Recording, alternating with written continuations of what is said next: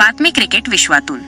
IPLच्या पहिल्या क्वालिफायर सामन्यामध्ये आरसीबीने गुजरातचा पराभव करत फायनल गाठली आहे.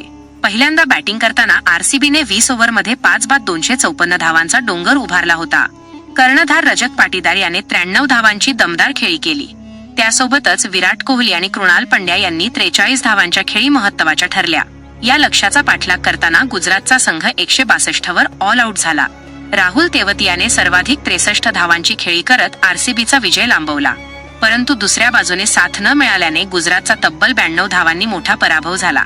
IPLच्या इतिहासामध्ये प्ले ऑफ मधील हा धावांनी मिळवलेला दुसरा सर्वात मोठा विजय ठरला आहे.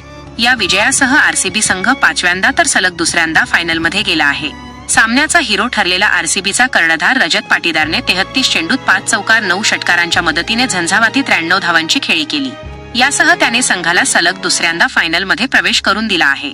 ही आत्ताची मोठी बातमी.